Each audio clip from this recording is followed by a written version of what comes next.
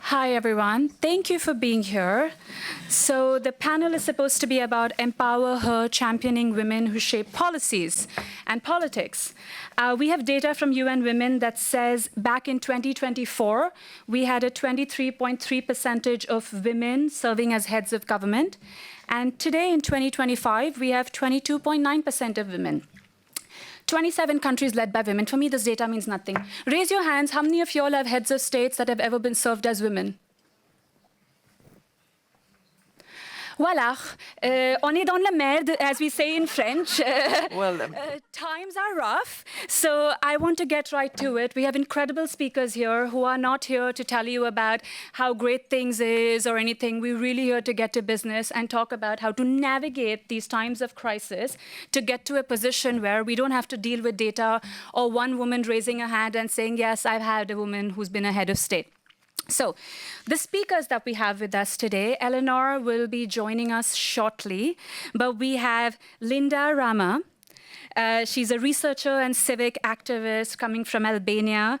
We have Huma Abedin, who's the chief of staff for the Secretary Hillary Rodham Clinton, but has served 27 years in public office. We have Matt Reed, who's the CEO and global director of institutional partnerships for Aga Khan Foundation. We have Jackie Jones, the Director for Women in Leadership Program and Adolescent and Youth Learning Agenda for the Gates Foundation. And we have Pedro, the Vice President of Programs for Open Society Foundation. And we have Michelle Milford Morse, the Vice President for Girls and Women's Strategy for the United Nations Foundation. Linda, I'm going to start with you. It's 2025. People are questioning science and data. And your work is inherently based on data-based research to get women to hold leadership positions. How are you functioning within your think tank and with these heads of states who are questioning data in the first place? So, thank you, Trisha. I'm very happy to be here. Data are very much necessary, although we question, and of course we are in the times that we are more capable of improving, making them faster, making them smarter because of technological advancement and AI. Now, coming from Albania, I'm very proud to say that we are one of the most advanced countries in terms of gender data. What does that mean when you say most advanced? It means that we have more than 50% of women in the cabinet. We have around 40% of women in the parliament. We have more than 50% of women in the public administration. We have women in the judges system, big numbers. And we have now in police and in defense. So we are very proud of this. In localities, we have 13 mayors. 10 years ago, we had just one woman mayor. And 44% of the local councillors are women. We have one woman, very recently, member of the cabinet in the new government. That is a woman, but she's artificial intelligence minister. And she's supposed to take very important decisions, and it's a try worthy, I think, to Can you tell me how did you get to these numbers of 50% representation, 40% representation? What I can say, dealing long time not only with data but also very much part of civil society, what I can say for sure is that quotas have worked. So at the beginning of 2000, the civil society put a lot of pressure because numbers were very, very little, and doors were completely almost closed for women. And I think that civil society managed to raise enough awareness. And I'm very happy also to say that my husband, was 3 times mayor of Tirana and now for the 4th time prime minister. He has been one individual that very much has pushed big time for gender advancement, but also representation at all levels. And I think that why I'm mentioning it, because this is an example on how one man that is in leadership can make big presence in case he's open-minded, he trusts capacities of women, and he, not as a concession, but as a way to bring a standard in the leadership so that the things become better. And I of course, part of the burden that is in the shoulders of the government that links with the European Union now accession, so integration talks, relies on women at every level of public administration. So we have managed during these 20 years to bring enough women in the government and in all layers so that they could take on the burden of these big processes that for countries like us means a lot. Thank you. I mean, we could all learn many lessons. Michelle, I want to come over to you. You're wearing the hat of the UN, and sadly, in today's day and age, people do not have faith in the UN to deliver justice, to deliver peace, to deliver impact. And according to you, two-faceted question, what is the UN not doing right? And what can they do better, rather, to rebuild the trust, especially when it comes to young people? And the second, what is the UN doing right that needs to be spoken about more? Because I do want to highlight that UN staff has lost more numbers than they ever have before in their history at UNRWA. So as much as we can criticize these institutions, we must take into account the lives of UN personnel who've served on the front line and have lost lives defending the rights of the most vulnerable. And just before you start, we have Eléonore from the French government who is joining us as well. Trisha, I appreciate the very uncomplicated, easy question you've given me. You know, the world, all its people, and how they work together. I want to say, of course, I agree with the premise. There has been a loss of faith in the UN by a lot of people, but we should define who those people are. Because people right now who are getting nutrition or food because of the UN, they do not have a loss of faith. They have really real needs that the UN is providing for. People who are struggling with conflict, if they have a moment to address anything other than their own survival, may then have the luxury of thinking about the ways in which the world's not working together in a way that is optimal. So I think it's important for us to think about who are we talking about when we say people have lost faith. It's this people in this room who are very familiar with the UN structures, its redundancies, its loss of budget, its loss of personnel. We really kind of have the luxury of thinking about how can the UN be fit for purpose now and in the future. And what will that require? And what will it require for the UN to regain the trust that we need the UN to have if we're going to think in the most forward-thinking ways about people and the planet? I think rebuilding that trust is going to require that the UN's member states listen to their own people. We have the UN that member states want, for better and sometimes for worse.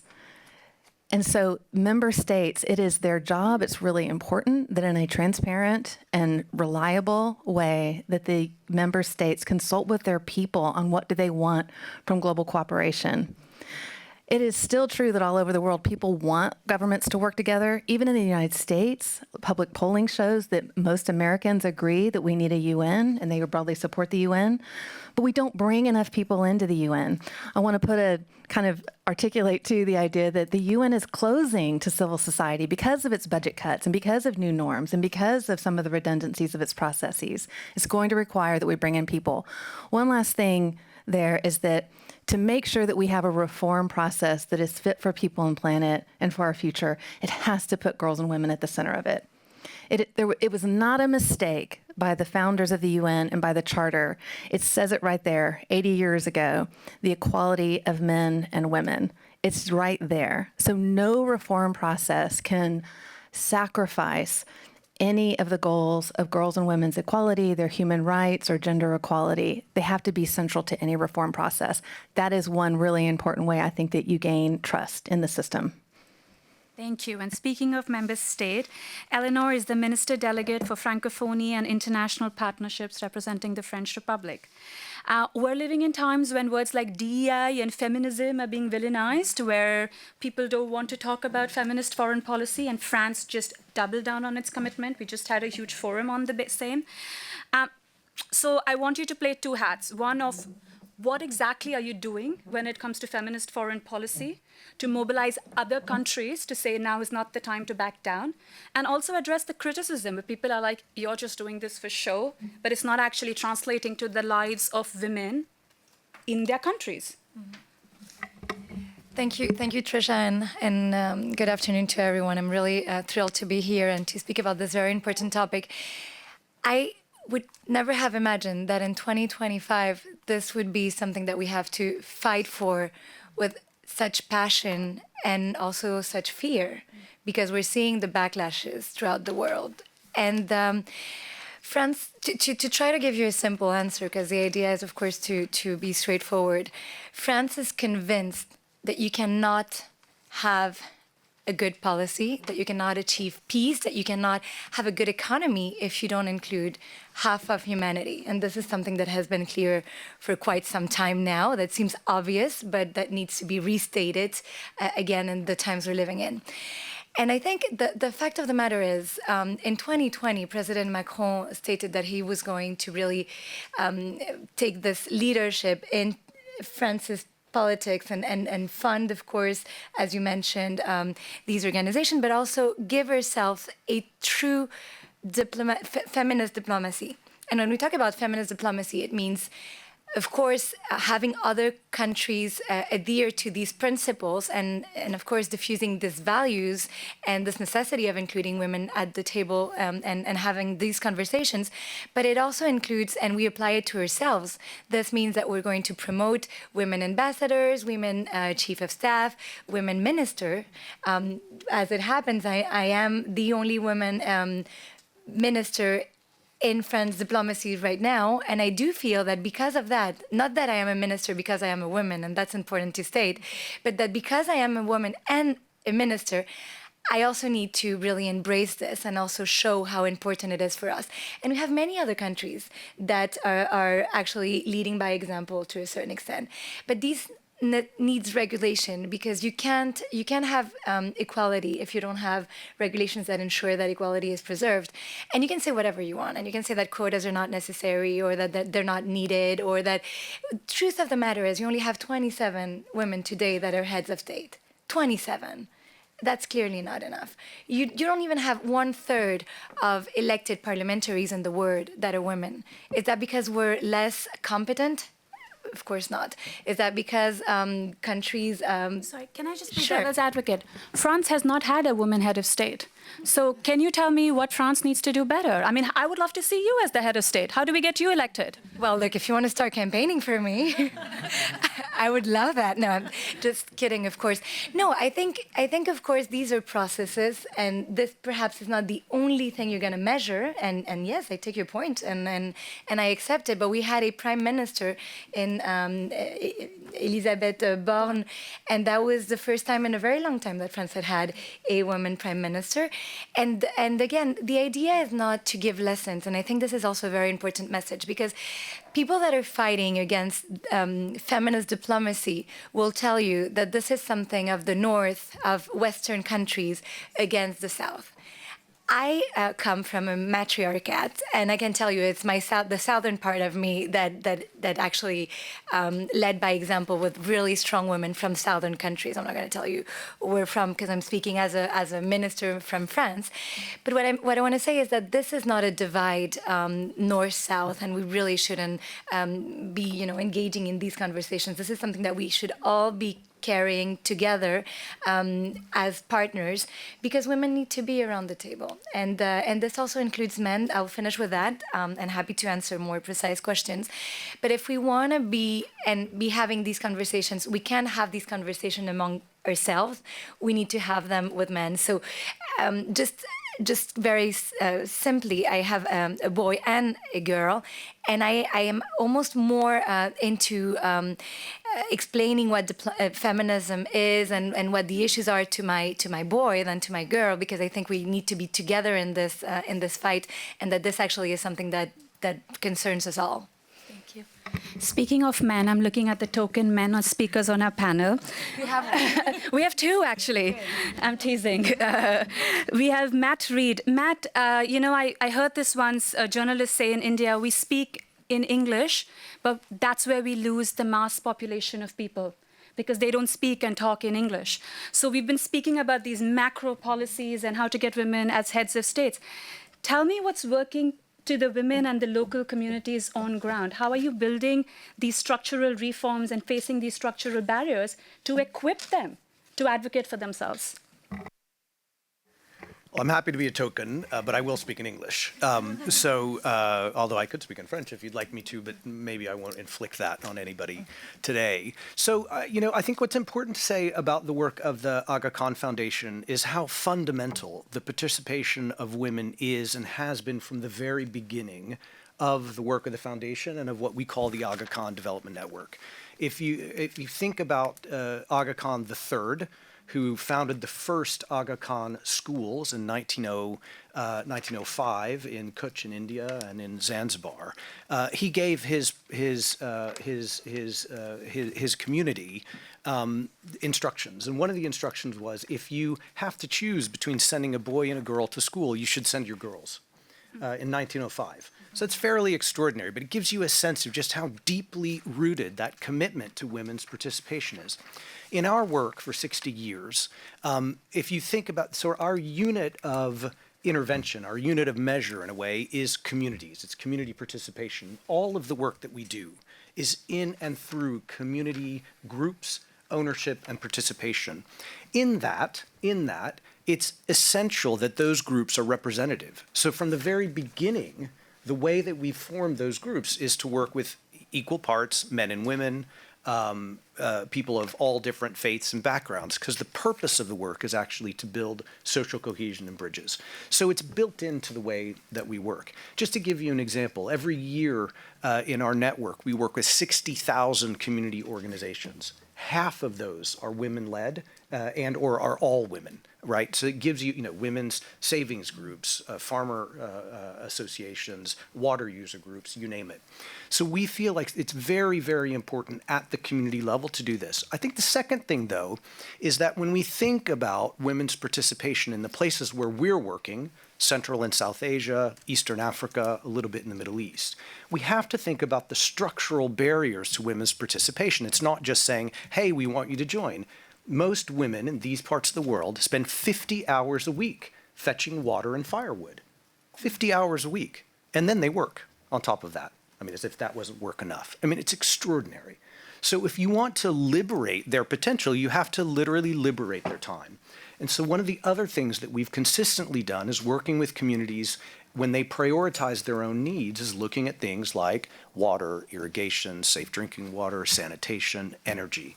And I think that for feminist foreign policy, feminist development, we need to spend a lot more time thinking about some of those fundamentals in order to enable full participation. Thank you, Matt. Huma, over to you. I mean, we're talking about structural barriers. The truth is, if you want to get into politics in today's day and age, they say you have to have a thick skin.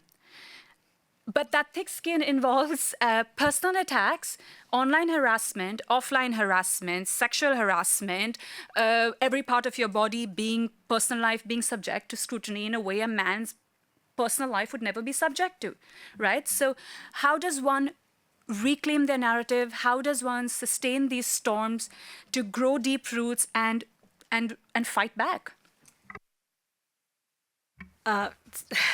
So I'm sitting between two powerful women leaders who used the same word, quota, and also represent two things that people seem to have a lot of doubt in these days, which is institutions and governments.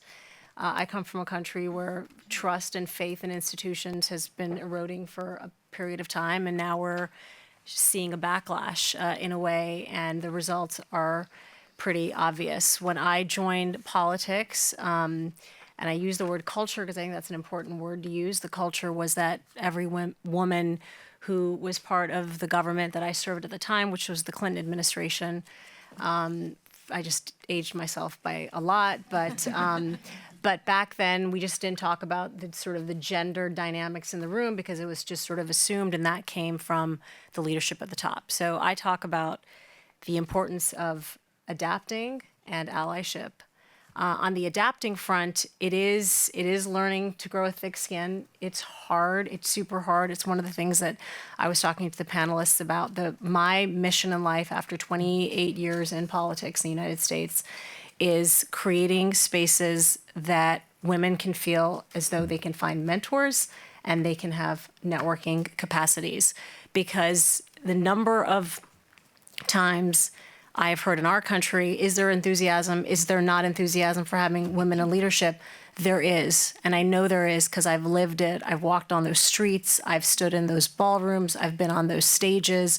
There's so much energy and enthusiasm. It's that every time that there's a defeat, this feeling that because whether it's conscious or subconscious, we don't see women as leaders in an executive sense, you do feel defeated. And then when they do succeed, and when you look at what happened to the prime ministers of New Zealand and Finland, I'm having a conversation with Sanna Marin next week about her experience, we have to then build the infrastructure to support women when they get to the top. And that's why allyship matters. That's why it's having partners, were male partners you can go to say, this isn't enough, I need your help, I need your support. And things like that, I think can make, from the ground up, a huge difference. It's one thing to get there, then how do you stay there and keep women up there? Because I worked for somebody who should have been the first woman president of the United States, and that didn't happen. And a large part of the reason was obviously her gender. It was complicated beyond that, 100%. There's a saying, and my husband has heard me say this a million times, that in the conversations I have at our Forbes and Know Your Value Summit, it's as a woman in the United States, you're either too young for a job or you're too old for a job, and that's because the right age is when you're a man. And so, and so how do we break through that? And then to specifically answer your question, I do think you should not let untruths stand. And when I grew up in politics, people said all kinds of things about me that were not true. And the way you handled yourself back then is you stood silently and you just took it all. And showing the number of people who would say, oh, you have such dignity and grace because you just take it all. And then you realize that what you're taking in is a whole lot of lies and a whole lot of mistruths. And those lies just sit there. And I think we spend a lot of time bashing social media and bashing the media, but then use those tools to your advantage and do not let those words stand for themselves. I actually think what the president's wife is doing in this country is very brave, and I think it's very important. If you have the privilege and the capacity to defend yourself in court, great. And if you have the privilege and capacity to do it on the media, and if you have public platforms, you should do it because those things stay. Thank you. I was recently in Bellagio with women heads of state. Secretary Clinton was there. And someone from Ireland basically said that during her time, when she was a member of parliament, do you know Charlemagne the God? He has something called Donkey of the Week. So at that time, what they did is they had a billboard of Sexist of the Week. So anytime a member of parliamentarian said something sexist, they just blasted him on record. So yes, pinning the tail of the donkey helps a lot. Pedro, over to you. You represent an organization that is deeply political, which is radical in today's day and age to even talk about. Tell me, what are the strategies you're using to protect women activists on the front lines? And a second faceted question to that is, to the international organizations that want to play it safe, that want to shake hands with authoritarian fascist leaders, to have access to the people, to do good work, and in the meanwhile sanitize the image of these authoritarian leaders, what do you say to them? Because they're like, we want to avoid pushback. We want access to these countries. We just want to go there, do good work, and come out, right? So as a donor, what is your message to other donors to support people on the front lines? And how are you as an organization doing this work despite the pushback? Thank you, and also happy to be the token. And but especially, I think also it's sad that we definitely don't have enough men in the audience, right? I think we can hope that one day this will be at least 50-50, right? Something like that, or for the future. I think the first message is. What really, stands between the current situation, the total collapse of democracy in the world is women, right? It is women voters and politicians that are not only protecting democracies, but also reinventing them and kind of building and bringing new perspectives. So if we want to do that, if we want to if that's our focus in terms of the challenge of our time, we can't shy away from engaging and putting women at the center of especially of our political engagement. It is women, of course, voters in many parts of the world that are pushing back against the hierarchy and the image of strong men that we have in many parts of the world. But it's also women politicians who are bringing innovation in different parts of the world. They could quote and bring Claudia Sheinbaum from Mexico, but also Clara Brugada, the governor of Mexico City, who is putting care at the center of what she does and collaborating with this and kind of putting with the utopias, which are these amazing spaces that for care in the city of Mexico that we've been glad to collaborate with. So we are seeing innovation, same thing we've seen in Bogota with Mayor Claudia Lopez building care spaces and putting that at the center of her administration. But not only with elected politicians, we see, for example, in the Yemen peace negotiation, for the first time, when women were elevated and were able to sit at the table, we came much closer to peace and we were able to enable things that we couldn't before. So supporting women in this space is very important. The challenge that we're seeing is whenever we create the spaces and support and make sure we can support women to be in those spaces, the challenge that they face are it's incomparable as we've seen here from men, right? So it is really hard for them to access power, but it's even harder sometimes to remain in power.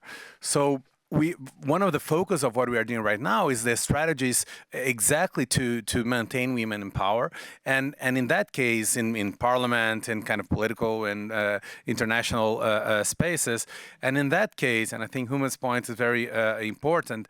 The work of networks is absolutely key, right? When women realize that they are not alone, even if they are alone in the room, right, in a kind of city council in one city, but they see that there are other women facing the same challenge and they can connect with them, it is transformative.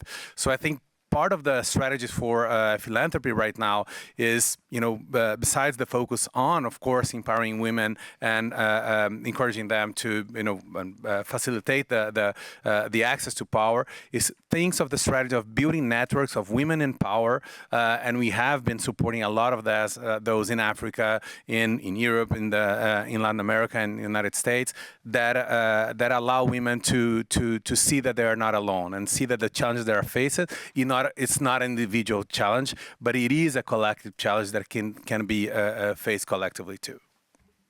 Thank you, Pedro. Jackie, you work in a very critical space for adolescent girls and youth leadership in countries, I don't even know how many countries Gates Foundation is doing incredible work in. Can you tell me how you've managed to bridge the gap between environmental programming and, the usual blah, blah talk of people talking about we are here for equality, to actually get these women, these young girls, to build their capacity building to hold leadership positions? What are the programs that you've tested on ground that you see are working, actually? Thanks, Trisha. And I think I'm the last speaker. Yeah, so I get the benefit of hearing what everyone else has said, which is a very helpful wrapper. So at the Gates Foundation, we start with innovation as our sort of decision-making criteria. And with innovation, we have to have the data and evidence that backs up where we want to go. And so we have been investing in women's leadership for multiple years now. And what was the first thing we did? We went and we looked and asked, what does the research tell us? What removes barriers for women to progress into those leadership positions? And each one of the speakers has actually highlighted them. So maybe I'll just quickly summarize. There's 3 things. They're not groundbreaking. But when you think of them as yourself as an individual, and then you amplify that across governments or private sector, civil society, those systems have to work together. First, you need a safe space. If you don't feel safe, you are not going to stay there, right? Or you really want to get out of that situation. Then you need to have care infrastructure. My colleague over here, Pedro, mentioned care popped up for the first time. Without care infrastructure for men and women, they cannot care for their children, care for the elderly. They cannot show up as their full selves and their full potential. And then the last area is around sponsorship and mentorship. If you don't have mentors, you can't see what you can't be what you cannot see. If you don't have those mentors and role models, that's an issue, which is where our work for adolescent and youth is really important. They're watching. They are asking the questions. They don't feel that they're held back. As they age and more systems get in the way, then you start to feel held back. And the second is sponsorship. If you don't have the person in the room who advocates for you when you are not there, how are you going to progress, right? So those kind of 3 bundled things are absolutely critical for progression. And so when we think about engaging adolescent young women and young men, how we navigate that's really important. And we're going where they are, which is through entertainment media channels. If we're not in the spaces and places where they're getting their content, they're getting information and looking for inspiration, then we're missing the mark. And that's really where we've been focused on investing most recently. Thank you so much. Eléonore, over to you. I mean, it's not lost on me that outside these sanitized walls, there are 2 current massive conflicts that people are talking about: Ukraine, Russia, Israel, Gaza. And the French government, the PPF, has mobilized consistently. You'll have recognized the state of Palestine. Can you tell me and I'm bringing this up because it's often women who face the first brunt of this on the front lines of conflict. What can the other governments do in terms of supporting the work that the French government is doing? What are the barriers you're facing, whatever you're free to say? And how did you actually manage to mobilize state powers to, come behind this resolution? Thank you. I wasn't expecting that question, but I think it's very important and that we all want to talk about it, because if you're here, even if we're in a session about women in leadership position, we're all very concerned about the status of the world. And sorry, the reason I added this is because Eléonore has been one of the figures that has mobilized the French government as well as working with the Saudi government to recognize the state of Palestine. So I want to give you your flowers. Thank you. No, I really appreciate it. And I also, my point was, it's absolutely crucial that when we're talking about women in leadership, we actually talk about the real issues that we're all facing and the real hard diplomacy, as well as what we would call soft diplomacy, because they're all intertwined. And it's not true that speaking about women in power position is any different from actually speaking about solving a major conflict, be it in Ukraine, in Palestine, or in Africa and the Great Lake region. So I do believe that this is a totally fair question, and the fact that I wasn't expecting it does not mean that I don't want to answer it. Quite the contrary. I think it is very important to work. France took this historic position, and I was one, but among many others at the time at the parliament, that really encouraged President Macron to go forward with what was his idea. And I really think it was important to recognize Palestine and to actually open the door to other countries to do so. And of course, there's a peace plan. And of course, you all saw the news this morning, and you're all as concerned as I am, obviously, by the evolving situation and by the fact that we're facing terrible conflicts. I was in Geneva on Monday last week, and speaking with the CICR, the Red Cross, with very, very senior management, telling me that they had hadn't seen situations such as the one that we're seeing today in Gaza in their entire careers. So we're really talking about major situations and situations that we, that are recognized throughout the world as being urgencies that we all need to address. In terms of the geopolitics, of course, many countries are mobilized and many countries are doing their share so that we can land, well, first a ceasefire and then a long and lasting peace, being it in Ukraine, in Palestine. But again, I was speaking about the Great Lakes. We could talk about many other places where you have conflicts that are terrible and when you need humanitarian mobilization and help and women at the table. But to link this with our conversation, of course, we know it. Rape is used as an arm of, as a very powerful arm in these conflicts. You have one woman that is being raped every 4 minutes in the world. When you hear this figure, I think it really gives you goosebumps as to how we. How far we are from where we want to be and how important addressing these issues from a gender perspective are. And not only are women the victims, but I think they're really part of the solution. And if you want a long and lasting solution, again, they have to be at the table in the conversations in the countries that are trying to help, but also in the countries that are at the heart of these very conflicts.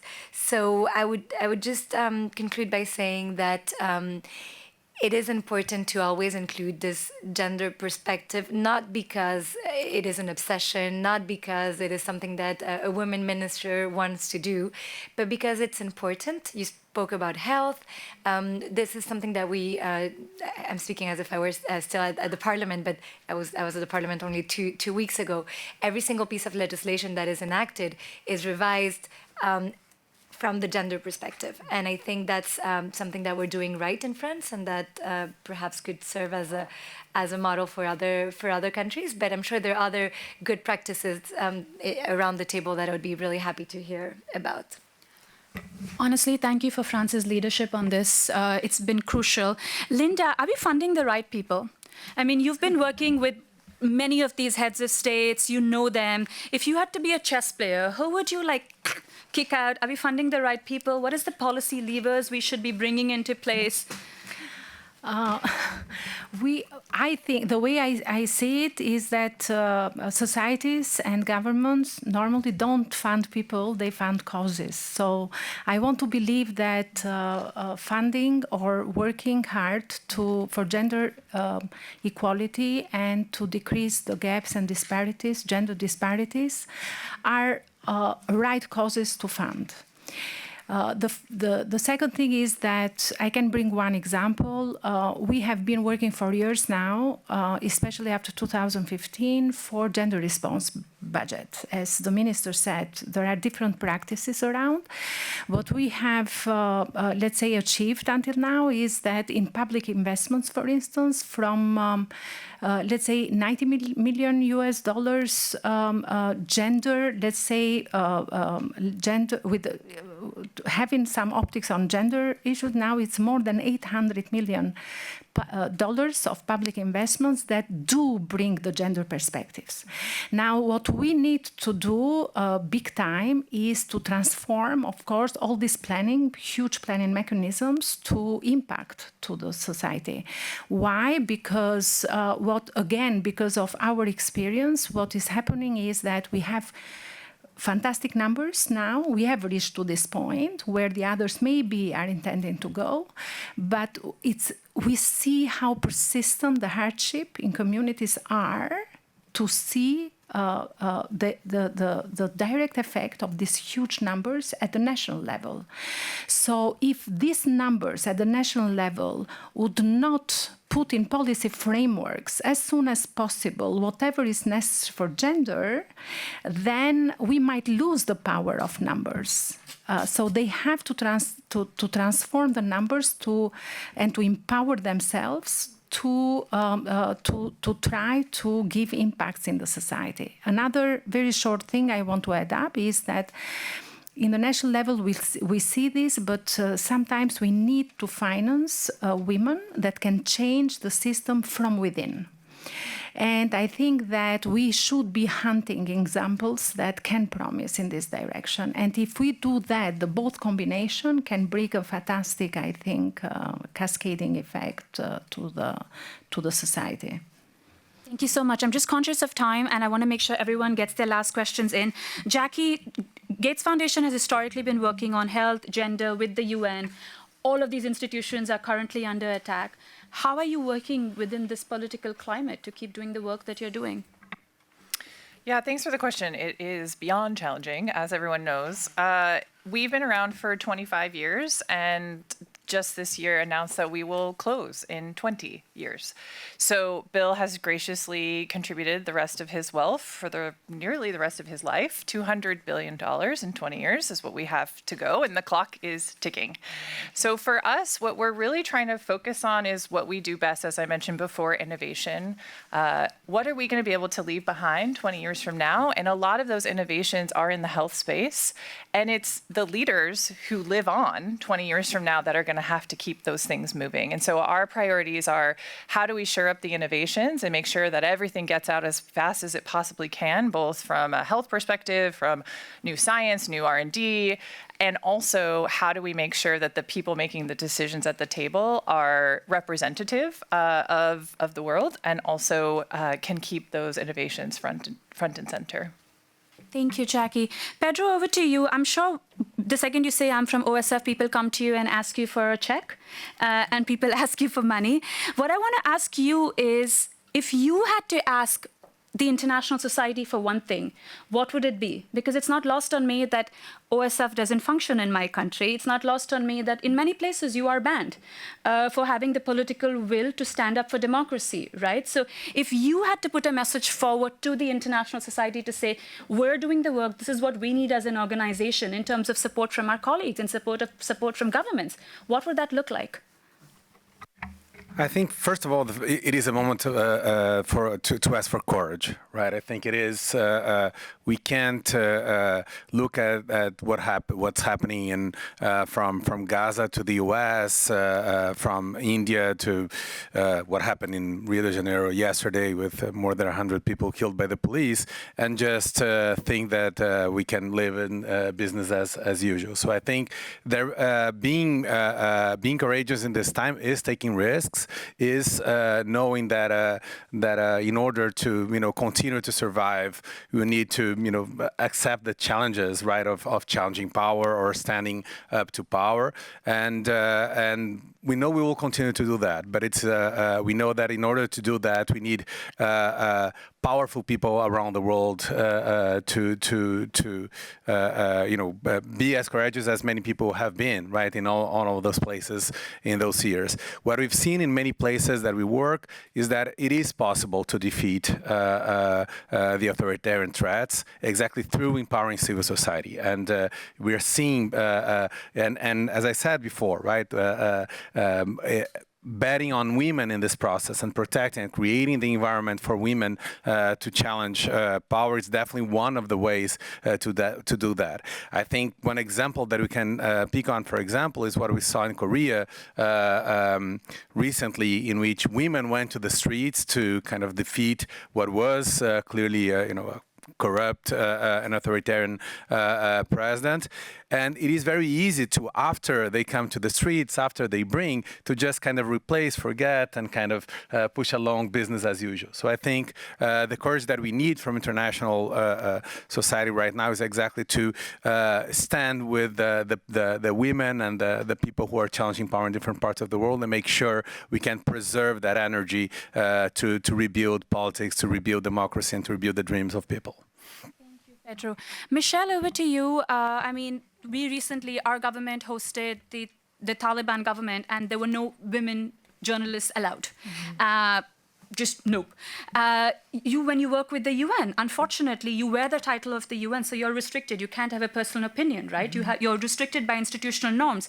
How do you then still navigate within these institutional norms where heads of states, political powers are keeping women out the door? What are the strategies you're using to still bring women into the door to participate in policy reform?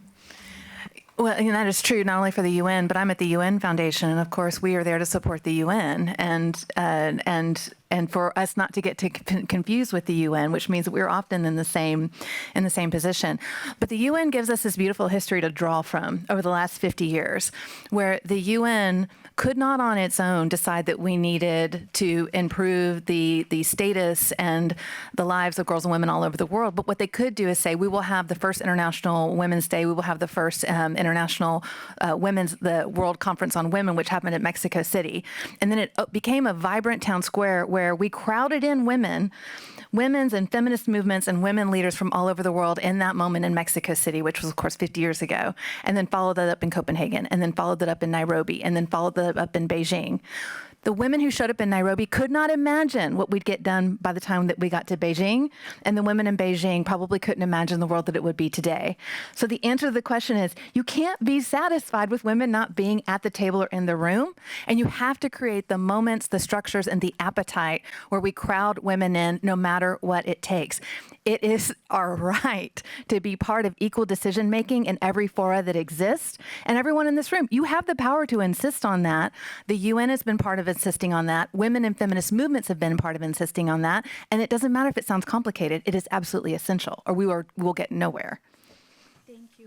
Huma, can you talk about how you are leveraging the power of storytelling to fight back against fascist, right-wing, authoritarian, masha, whatever you want to call them, losers who pin women with the worst names possible?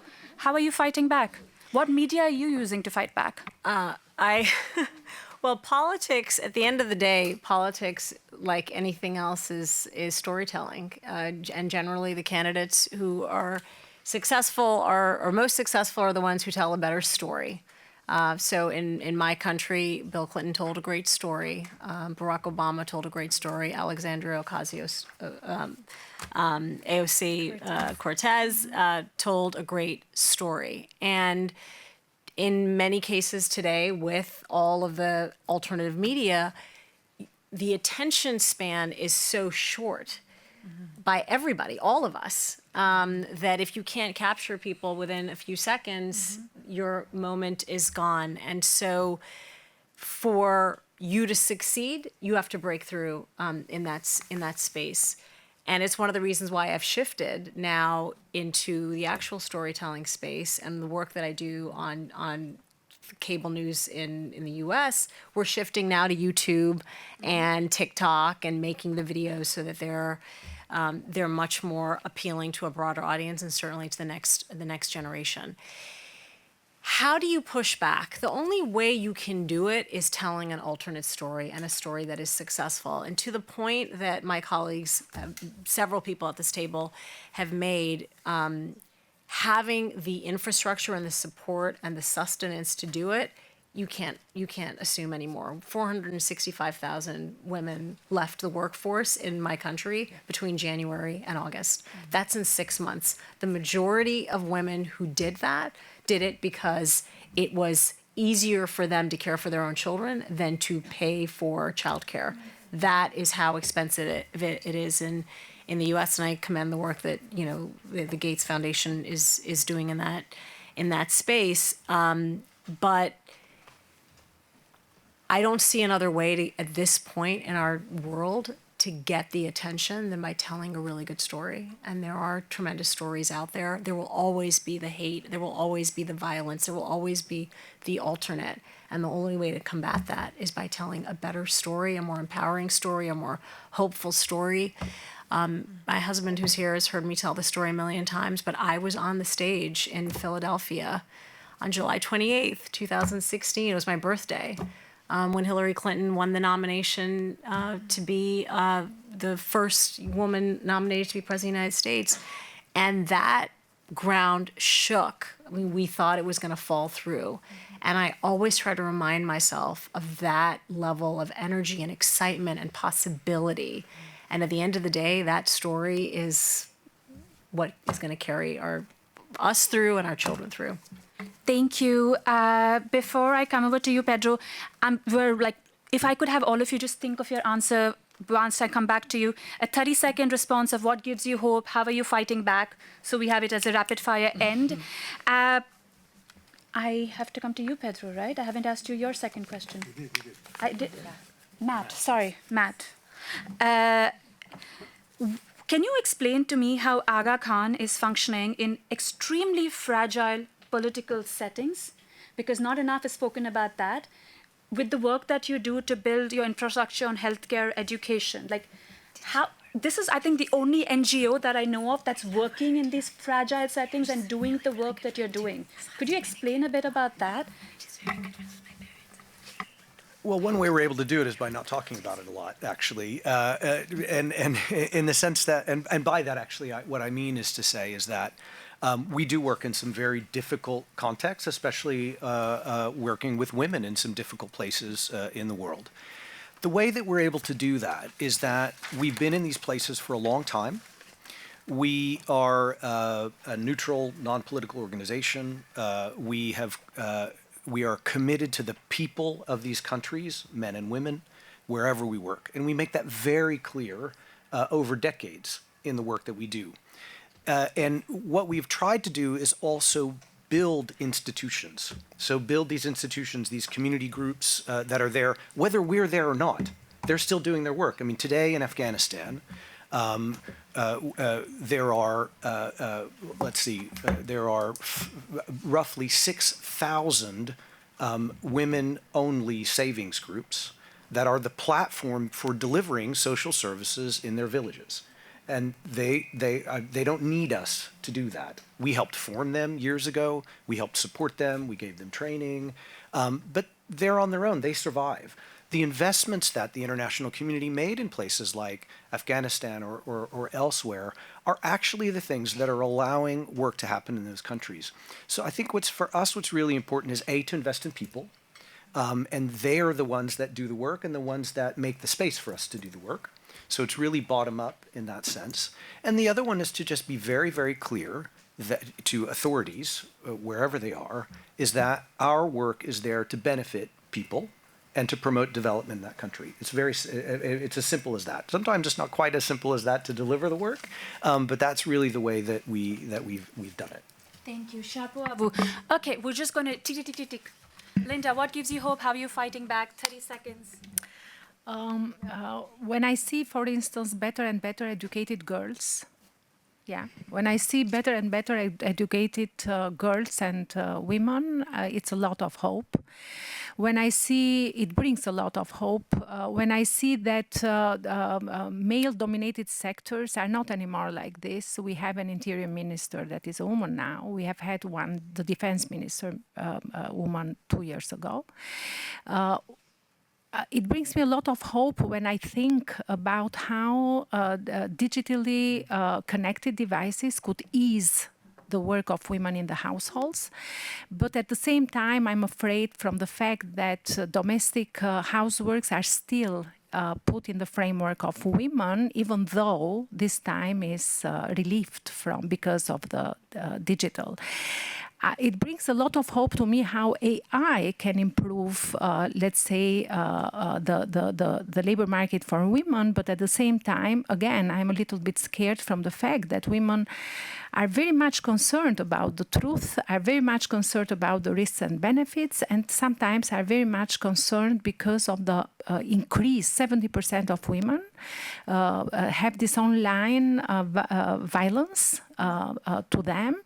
So it brings me hope, the young generation, very much. The young girls, I don't know, they are amazing. And I'm sure that we need to start listening more to them because we give all the time recipes.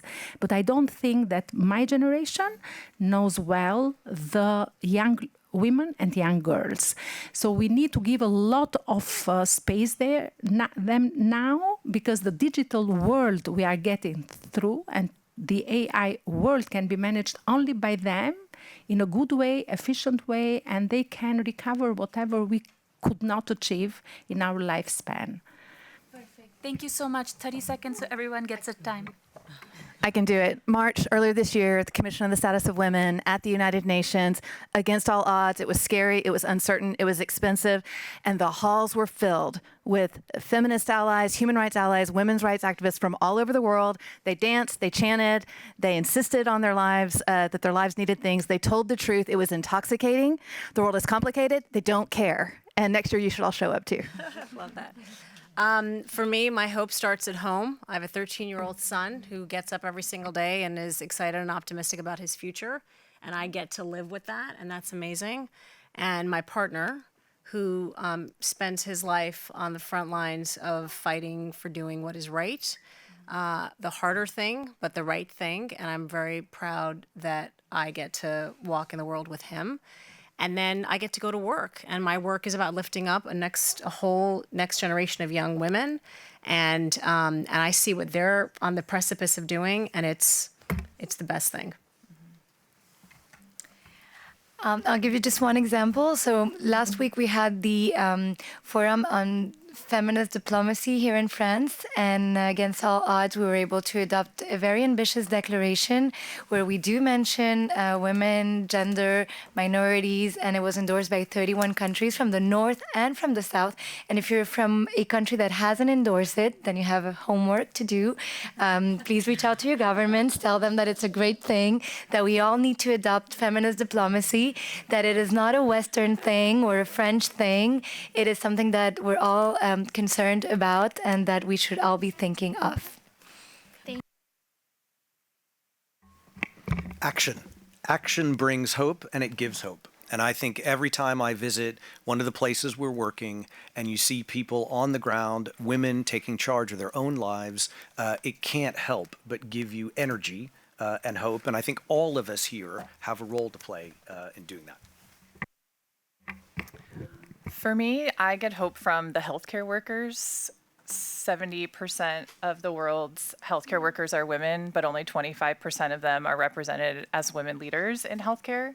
And so anytime I see a healthcare worker in a community to a big hospital system gain a little more power about the size of budget she's accountable for, or the people who report to her, or the decision-making rights, or getting invited to that meeting, I get very inspired.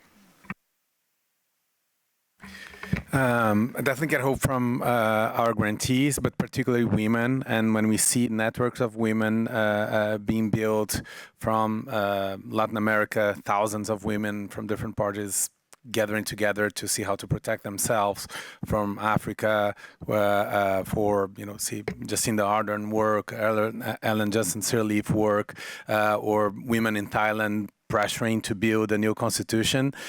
We see that it's absolutely possible to get hope from the work that are challenging very hard situations and dreaming about a new future. And in general, we're talking about women. I just want to thank all of you for being here. In French, we say on lâche rien, which is we let go of nothing. The session was titled Empower Her. I think she's already empowered. So I would just say, step aside and let these women tell you what to do. So thank you so much. Please be sure to follow all of them, follow all of the work that they're doing, and figure out ways where you can collaborate. Thank you so much. Merci pour votre d'être là.